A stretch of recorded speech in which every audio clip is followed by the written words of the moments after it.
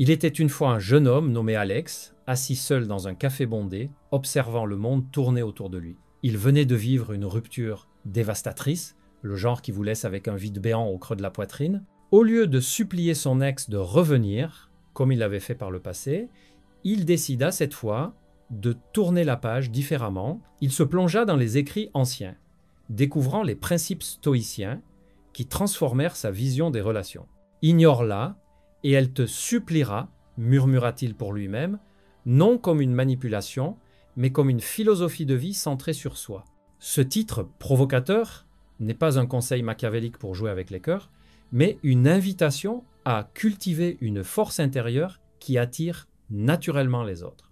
Dans cette vidéo, nous explorerons comment le stoïcisme, la psychologie appliquée et le développement personnel peuvent vous aider à devenir irrésistible sans effort apparent. Imaginez que votre présence devienne magnétique, non parce que vous poursuivez, mais parce que vous vous élevez. Nous plongerons dans 9 principes clés, chacun ancré dans des histoires réelles et des leçons intemporelles, pour transformer votre approche des relations. Le stoïcisme nous enseigne que le vrai pouvoir réside dans ce que nous contrôlons, nos pensées, nos actions, notre croissance. Comme l'a dit Épictète, ce ne sont pas les choses qui troublent les hommes, mais leur jugement sur les choses. Appliqué aux relations, cela signifie que l'attraction naît de l'indépendance émotionnelle, pas de la dépendance. Pensez à ces hommes qui semblent tout avoir, sans rien demander, leur secret, une confiance ancrée dans l'autonomie. Cette vidéo n'est pas pour ceux qui cherchent des astuces rapides. Elle est pour ceux prêts à investir en eux-mêmes. Nous commencerons par une introduction à ces principes, puis nous plongerons dans chaque bloc, de la confiance silencieuse à l'expression non verbale, pour conclure sur une vision intégrée. À travers des anecdotes vivantes, des images mentales puissantes et des conseils pratiques, vous découvrirez comment ignorer l'extérieur pour cultiver l'intérieur rend les autres suppliants pour votre attention. Prenez un moment pour respirer profondément. Nous embarquons dans un voyage qui pourrait changer votre vie amoureuse pour toujours. Souvenez-vous de cet homme d'affaires prospère qui, après des années de poursuites infructueuses, adopta le stoïcisme et vit les opportunités affluer.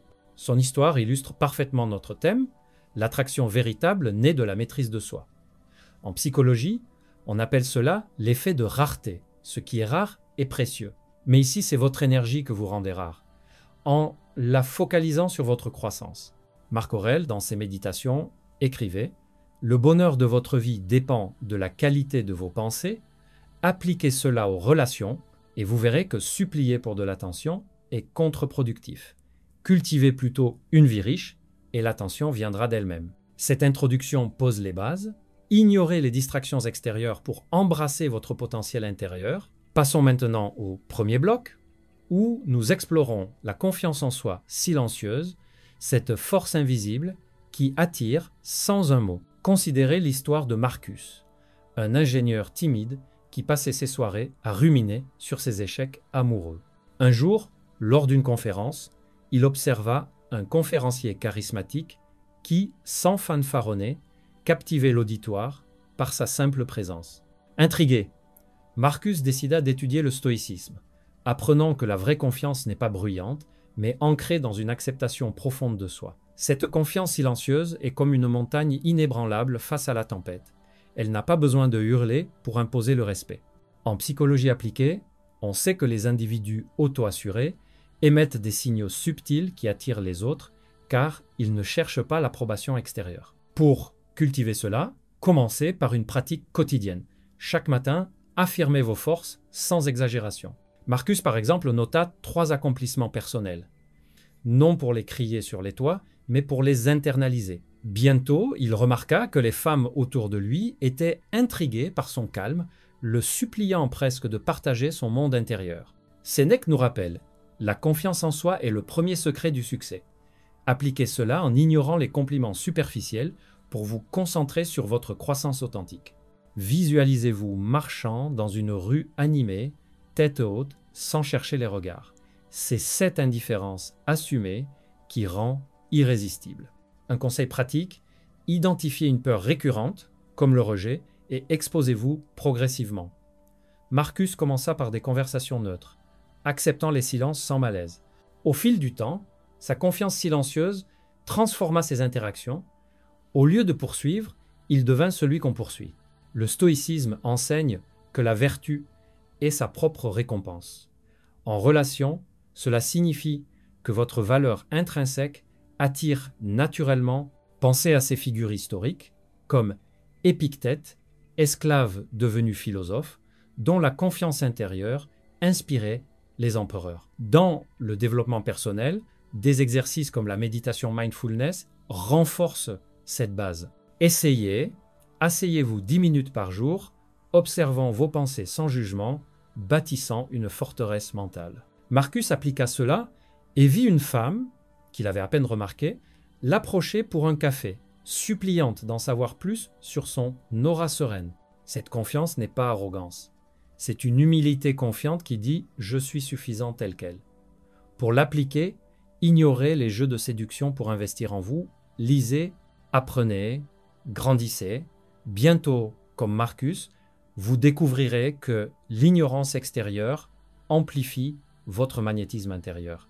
Transitionnons vers la tranquillité émotionnelle où la maîtrise des tempêtes intérieures rend votre présence apaisante et attirante. Rappelez-vous l'histoire de David, un artiste tourmenté par des relations chaotiques, où chaque dispute le laissait effondrer. Un soir, lors d'une retraite en montagne, il lut les écrits de Marc Aurèle et réalisa que la tranquillité n'est pas l'absence de tempête, mais la capacité à naviguer calmement à travers elle. Cette maîtrise émotionnelle est comme un lac paisible reflétant le ciel. Imperturbable, elle invite les autres à s'y mirer. En psychologie, la régulation émotionnelle est clé pour des relations saines car elle évite les réactions impulsives qui repoussent. David commença par identifier ses déclencheurs, jalousie, insécurité, et les affronta avec stoïcisme. Les hommes sont troublés non par les événements, mais par leurs opinions sur les événements, dit Épictète. Appliquez cela en reframant les rejets comme des opportunités de croissance. Visualisez une vague émotionnelle s'approchant, au lieu de la combattre, laissez-la passer, conservant votre centre. Un conseil pratique, pratiquez la respiration 4-7-8, inspirez 4 secondes, retenez 7, expirez 8, pour calmer l'esprit lors de tensions. David l'utilisa lors d'une rencontre tendue, restant serein, ce qui fit que sa partenaire potentielle, impressionnée par sa stabilité, le supplia de rester. Le stoïcisme nous pousse à distinguer ce qui est en notre pouvoir, nos réactions, pas les actions des autres. Dans le développement personnel, des journalings émotionnels aident à traquer les patterns. David nota quotidiennement ses émotions, transformant le chaos en clarté. Bientôt, sa tranquillité attira des connexions profondes, car les gens gravitent vers ceux qui offrent un havre de paix. Pensez à Sénèque, qui, face à l'exil, maintint une sérénité qui inspira des générations. Pour vous, ignorez les drames extérieurs en cultivant l'équanimité. Cela rend votre compagnie addictive. Essayez des promenades solitaires pour réfléchir, renforçant votre maîtrise. David, en appliquant cela, vit une ex revenir, suppliante, pour son calme qu'elle avait sous-estimé. Cette tranquillité n'est pas froideur, c'est une chaleur contrôlée qui invite la vulnérabilité. En ignorant les impulsions, vous devenez maître de votre destin relationnel. Glissons maintenant vers l'intégrité, cette boussole morale qui guide vos actions et attire le respect authentique. Pensez à l'histoire de Lucas, un vendeur ambitieux qui mentait souvent pour impressionner les femmes, finissant toujours par des relations éphémères. Un jour, en lisant Sénèque, il comprit que l'intégrité est le fondement de toute vertu, comme les racines d'un arbre ancien soutenant ses branches. Cette intégrité est une cohérence entre mots et actes, créant une confiance inébranlable qui attire les âmes sincères. En psychologie appliquée, l'authenticité favorise des liens durables car elle élimine les masques. Lucas décida de s'aligner. Il arrêta les exagérations, choisissant la vérité même quand elle était inconfortable. Mieux vaut une vérité qui blesse qu'un mensonge qui console. Pourrait-on dire en écho aux stoïciens, Marc Aurèle affirmait « Si ce n'est pas juste, ne le fais pas. Si ce n'est pas vrai, ne le dis pas. » Appliquez cela en évaluant vos promesses quotidiennes. Visualisez-vous comme un phare dans la nuit, stable, guidant, sans dévier. Un conseil pratique. Tenez un journal d'intégrité, notant où vous avez été honnête. Lucas le fit et lors d'un rendez-vous, admit une faiblesse, ce qui toucha sa compagne au point qu'elle le supplia de partager plus. Le stoïcisme valorise l'intégrité comme vertu cardinale, indépendante des résultats. Dans le développement personnel, des affirmations comme « je suis aligné avec mes valeurs » renforcent cela. Lucas intégra des routines éthiques comme honorer ses engagements, transformant sa vie. Bientôt, son intégrité devint magnétique, attirant des partenaires qui valorisaient la profondeur. Pensez à Caton, stoïcien romain, dont l'intégrité défia les tyrans. Pour vous, ignorer les tentations de manipulation pour embrasser l'honnêteté, cela rend votre présence irrésistible. Essayez de refuser une invitation si elle ne s'aligne pas, préservant votre intégrité. Lucas, en faisant cela, vit des femmes le poursuivre pour sa fiabilité. Cette intégrité n'est pas rigidité, c'est une flexibilité morale qui inspire. Passons à l'autocontrôle, cette discipline qui transforme les désirs en force maîtrisée. Évoquons l'histoire de Victor, un athlète impulsif qui sabotait ses relations par des réactions hâtives. Lors d'un entraînement, il découvrit Épictète et apprit que l'autocontrôle est comme dompter un cheval sauvage. Une fois maîtrisé, il vous porte loin. Cet autocontrôle est la capacité à choisir ses réponses, évitant les pièges émotionnels qui repoussent. En psychologie, il s'agit de l'inhibition comportementale, clé pour la maturité relationnelle. Victor commença par des pauses. Avant de répondre, il comptait jusqu'à 10. La liberté est le pouvoir de dire non, dit Sénèque. Appliquez cela en identifiant vos vices, colère, luxure, et en les canalisant.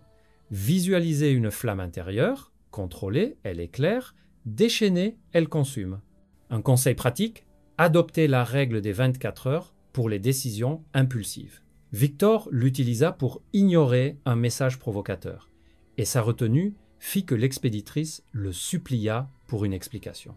Le stoïcisme voit l'autocontrôle comme chemin vers la sagesse. Dans le développement personnel, des habitudes comme le jeûne intermittent renforcent la volonté. Victor intégra des exercices physiques pour discipliner l'esprit, transformant ses interactions. Bientôt, son autocontrôle attira des admiratrices impressionnées par sa force. Pensez à Musonius Rufus, qui prônait la modération en tout. Pour vous, ignorez les gratifications instantanées pour bâtir une discipline durable. Cela rend attractif. Essayez de limiter les réseaux sociaux, focalisant sur la vie réelle. Victor, en appliquant cela, vit des relations s'approfondir naturellement. Cet autocontrôle n'est pas répression, c'est une libération qui élève. Dirigeons-nous vers la présence consciente, cette attention pleine qui rend chaque moment captivant. Considérez l'histoire de Ethan, un cadre distrait qui perdait des connexions par son esprit vagabond. Un week-end en forêt, il lut Marc Aurèle et embrassa la présence consciente, comme être ancré dans le sol fertile du moment présent. Cette présence est une immersion totale, transformant les interactions banales en expériences mémorables. En psychologie appliquée, la mindfulness réduit l'anxiété, favorisant l'empathie. Ethan pratiqua l'écoute active, yeux dans les yeux, sans interruption. Vivez comme si c'était votre dernier jour. Conseil Sénèque. Appliquez cela en savourant chaque échange. Visualisez le temps comme un fleuve. Nagez avec, pas contre. Un conseil pratique. Pendant les conversations, notez mentalement 3 détails sur l'autre. Ethan le fit, et une femme, sentant sa pleine attention, le supplia pour plus de temps ensemble. Le stoïcisme nous urge à vivre ici et maintenant, ignorant les regrets passés. Dans le développement personnel, des méditations guidées cultivent cela. Ethan intégra des pauses mindfulness, enrichissant ses relations. Bientôt, sa présence devint addictive, attirant ceux qui cherchaient de la profondeur. Pensez à Zénon, fondateur du stoïcisme, vivant pleinement chaque instant. Pour vous, ignorez les distractions pour embrasser le présent. Cela magnétise. Essayez de manger un repas en pleine conscience. Ethan, en appliquant cela, transforma ses dîners en connexion intime. Cette présence n'est pas intensité, c'est une douceur attentive qui charme. Avançons vers l'humilité, cette vertu qui élève en abaissant l'ego. Rappelez-vous l'histoire de Nolan, un entrepreneur arrogant dont l'ego repoussait les partenaires potentiels. Lors d'un voyage, il découvrit Épictète et apprit que l'humilité est comme un sol fertile. Elle permet la croissance sans ostentation. Cette humilité est une reconnaissance de ses limites, invitant les autres à partager sans peur.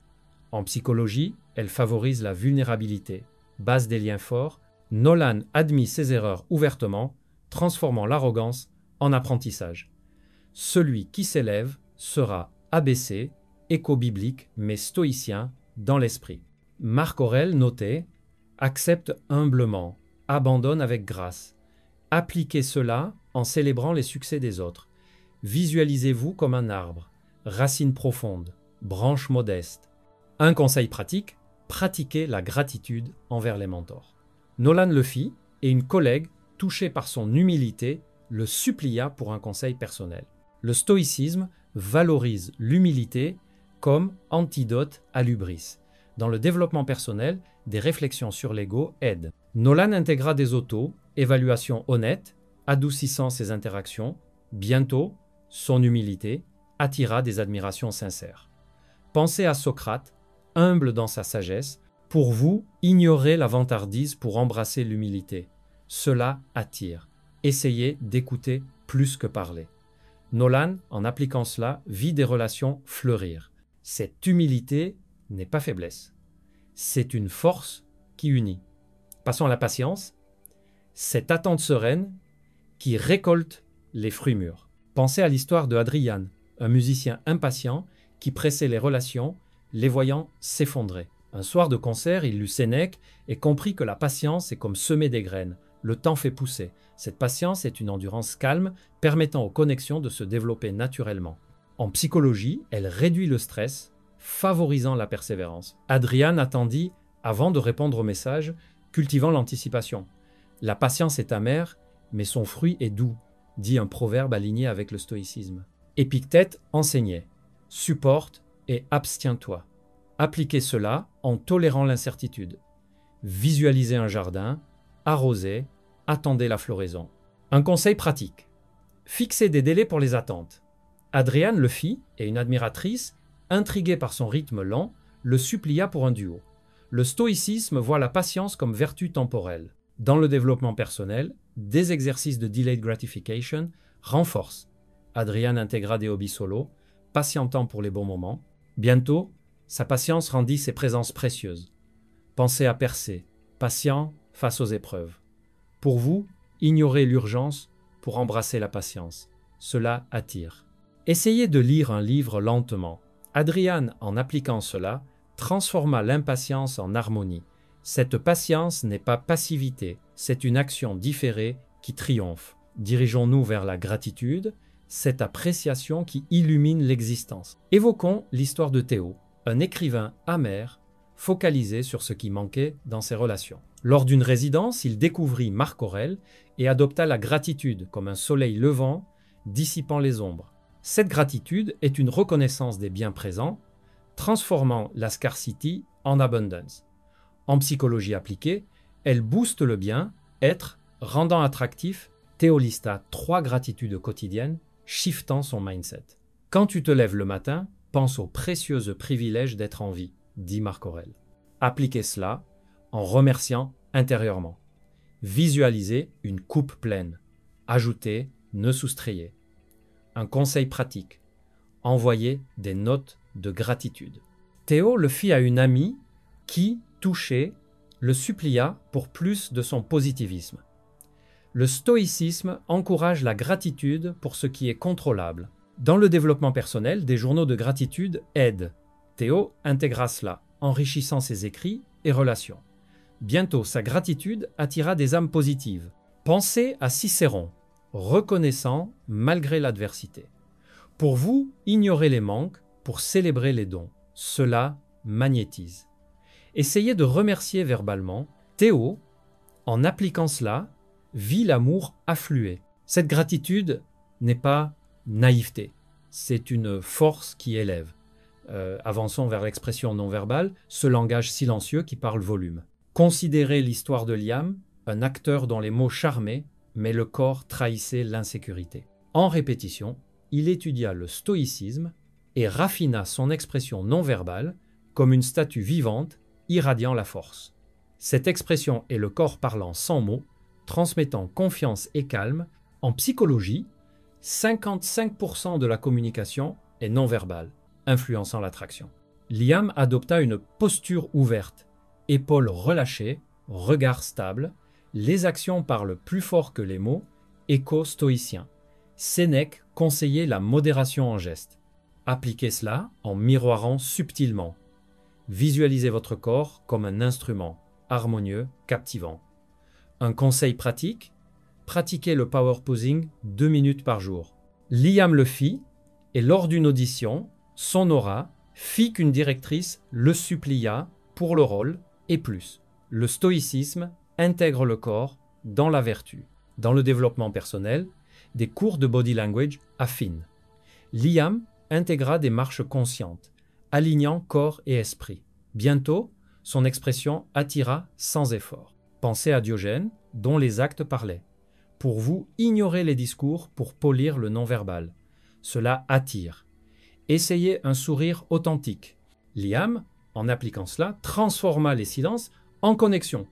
Cette expression n'est pas théâtrale, c'est une authenticité corporelle qui enchante. Revenons à Alex, notre protagoniste initial, qui, en appliquant ces principes, vit sa vie se transformer. Des femmes qu'il avait ignorées revenaient, suppliantes pour son attention, attirées par son évolution stoïcienne. Ce voyage, à travers la confiance silencieuse, la tranquillité, l'intégrité, l'autocontrôle, la présence, l'humilité, la patience, la gratitude et l'expression non verbale, illustre que « ignore-la et elle te suppliera » n'est pas manipulation, mais élévation personnelle. Le stoïcisme, avec ses citations intemporelles comme celle d'Épictète sur les jugements, nous rappelle que l'attraction naît de l'intérieur. En psychologie, cela s'aligne avec l'auto-actualisation de Maslow. Devenez votre meilleur soi et le monde suit. Appliquez ces leçons quotidiennement, commencez petit, grandissez grand. Souvenez-vous, votre pouvoir réside en vous, pas en l'autre. Merci d'avoir suivi cette exploration. Abonnez-vous pour plus d'inspiration stoïcienne. Que votre chemin soit serein et magnétique.